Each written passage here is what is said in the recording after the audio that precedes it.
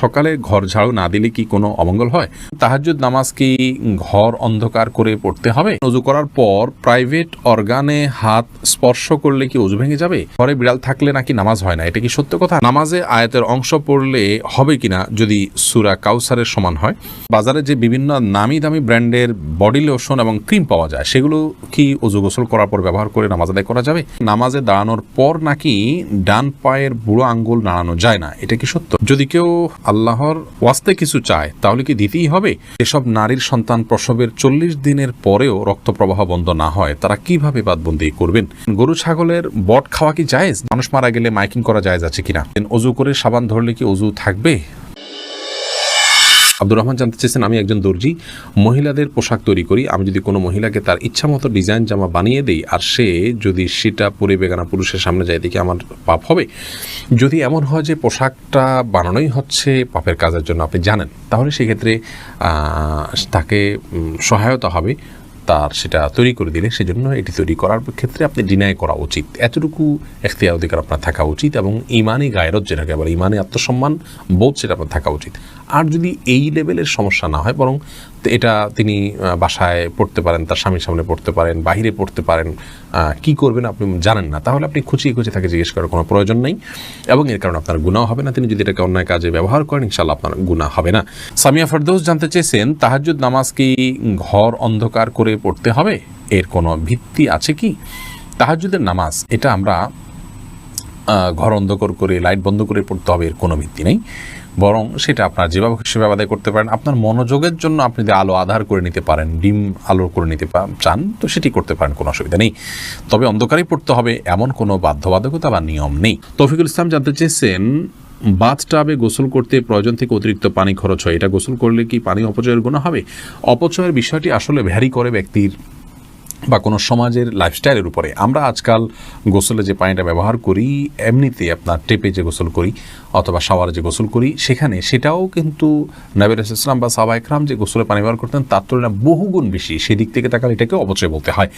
মূলত যেহেতু আমাদের এখন লাইফস্টাইলটা এই রকম যে আমরা আপনার এভাবে গোসল করি, বা এই সিস্টেম আমাদের সমাজে রয়েছে, তো এর মধ্যে থেকে যতটুকু সম্ভব আমাদেরকে অপব্যয় বা অপচয় করা থেকে বেঁচে থাকার চেষ্টা করতে হবে। ধরুন আপনি বাথটাবে গোসলের জন্য যতটুকু পানি লাগে ততটুকু পানি ব্যবহার করলেন, এরপরেও প্রয়োজনে অপ্রয়োজনে আপনি টেপ ছেড়ে দিয়ে রাখলেন, সেটা অপচয় হবে। কিন্তু যতটুকু আপনার প্রয়োজন হবে ততটুকু ব্যবহার করলে ইনশাআল্লাহ বিদিনা অপচয়ের গুনাহ হবে না। আর দীপু জানতে চেয়েছেন, ওযু করার পর প্রাইভেট অর্গানে হাত স্পর্শ করলে কি ওযু ভেঙে যাবে? ইমাম আবু হানিফা রাহিমাহুল্লাহর মত অনুযায়ী ওযু ভাঙবে না, এবং এর সপক্ষে অনেকগুলো দলিল এবং যুক্তি আছে, বিভিন্ন স্পষ্ট হাদিস রয়েছে। যদি অনেক ইমামদের মতে যদি কোনো আড়াল ছাড়া স্পর্শ মানে সরাসরি স্পর্শ করেন, তাহলে সেক্ষেত্রে ওযু ভঙ্গ হবে। সোনিয়া আক্তার জানতে চেয়েছেন, মহিলাদের সিজদা দেওয়ার নিয়মটা বলুন, আর সিজদা দেওয়ার সময় পেট উরুর সাথে লেগে থাকলে কি নামাজ হবে কিনা? জি, নামাজ হবে। নামাজ হবে না, নারী পুরুষের সালাত নিয়ে যে মত পার্থক্য আছে, এটাকে আমরা অনেক বড় করে দেখি। বিষয়টা এরকম বড় কিছু না। আপনার এখানে যারাই ইখতিলাফ করে থাকেন, জাস্ট এখানে পদ্ধতির উত্তম অনুত্তমের বিষয়টা, নামাজ হওয়া না হওয়ার কোনো ইখতিলাফ এখানে নেই। রিসান ভুঁইয়া আপনি জানতেছেন, গরু ছাগলের বট খাওয়া কি জায়েজ? জি, এটা সম্পূর্ণ জায়েজ, তবে এটা যার যার রুচির ব্যাপার। কারোর যদি ভালো লাগে তিনি খাবেন, কারোর ভালো না লাগলে তিনি খাবেন না, একান্তই তার ব্যাপার। নামাজে আয়াতের অংশ পড়লে হবে কিনা যদি সূরা কাউসারের সমান হয়? জি, অবশ্যই হয়ে যাবে। এটাতে যদি সূরা কাউসারের সমান হয়, ছোট 3 আয়াতও হয়ে যায়, ইনশাআল্লাহ সালাত হয়ে যাবে, অসুবিধা নেই। মোহাম্মদ মিজানুর রহমান জানতে চেয়েছেন, আপনি একটা আলোচনায় বলেছেন রাগের মাথায় তালাক বললেও তালাক কার্যকর হয়ে যায়।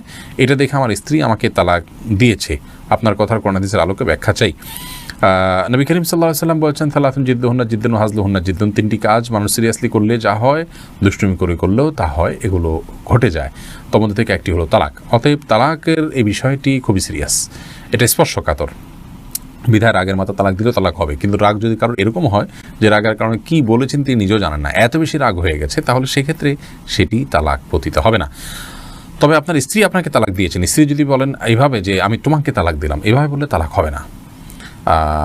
এবং স্ত্রীর অর্পিত তালাকের যে পাওয়ার আছে সেটা তিনি কখন খাটাতে পারেন, কিভাবে সেটার প্রয়োগ করতে পারেন, এগুলো আলোচনা সাপেক্ষ বিষয়। এই জন্য এই নির্দিষ্ট বিষয়ে কোনো দক্ষ আলিমের সাথে আপনি দেখা করে কোনো দারুল ইফতাতে গিয়ে আপনি আপনার বিষয়টি ফতোয়া নেবেন ইনশাআল্লাহ। আবু সিদ্দিক হানিফ জানতে চেয়েছেন, ঘরে বিড়াল থাকলে নাকি নামাজ হয় না, এটা কি সত্য কথা? না, এটার কোনো ভিত্তি নেই। ঘরে বিড়াল থাকলে নামাজ হবে না, কেন নামাজ হবে। তানজিনা বেগম জানতেছেন, কোরআন ধরে ওয়াদা করার পর সে ওয়াদা ভঙ্গ করলে কি পরিণতি হতে পারে? কোরআন ধরে ওয়াদা করা এটা ওয়াদা করার পদ্ধতি নয়, ওয়াদা এমনিই হবে।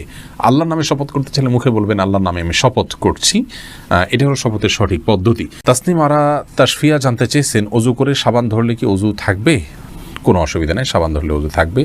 এমনি আরিফুল ইসলাম জানতেছেন, মৃত ব্যক্তির জন্য দোয়া করার সুন্নাহ পদ্ধতি কি? মৃত ব্যক্তির জন্য আল্লাহ তাআলার কাছে সাধারণভাবে দোয়া করবেন, আল্লাহ আপনি তাকে মাফ করুন, ক্ষমা করুন, ইস্তেগফার করবেন, কায়মন ওয়াক্যে আল্লাহর কাছে তার পক্ষ হয়ে সুপারিশ করবেন, ক্ষমা চাইবেন। এছাড়া বিশেষ কোনো পদ্ধতি নেই। একত্র হতে হবে, লোকজন জড়ো করতে হবে, হুজুরদেরকে নিয়ে আসতে হবে, এমন কোনো কথা কোরআন হাদিসে আমাদেরকে বলা হয়নি। এরপরে প্রশ্ন করেছেন রিমি খান, আপনি জানতে চেয়েছেন, বাজারে যে বিভিন্ন নামি দামি ব্র্যান্ডের বডি লোশন এবং ক্রিম পাওয়া যায়, সেগুলো কি ওযু গোসল করার পর ব্যবহার করে নামাজ আদায় করা যাবে? নামাজ হবে কিনা? জি, নামাজ হবে ইনশাআল্লাহ বিইذنিল্লাহ। এমডি সালাউদ্দিন সবুজ জানতে চেয়েছেন, মানুষ মারা গেলে মাইকিং করা জায়েজ আছে কিনা? মানুষ মারা গেলে মাইকিং করা বা আজানের মানে মতো করে ডাকাডাকি করা, এটাকে অনেক উলামা ইকরাম নিষেধ করেন। তবে জানাজা হবে বা মারা গেছে সংবাদ দেয়াতে কোনো অসুবিধা নেই, যে আজকাল অনেক সহজ মাধ্যমে সংবাদ দেয়া যেতে পারে। উম্মে সালমা রিহা, আপনি ইউটিউব চ্যানেলে প্রশ্ন করেছেন, অনেক সময় হাজব্যান্ডকে রাগ করে গজব দিয়ে ফেলি, পরে আফসোস লাগে, এতে কি গজব হাজব্যান্ডের উপরে পড়বে?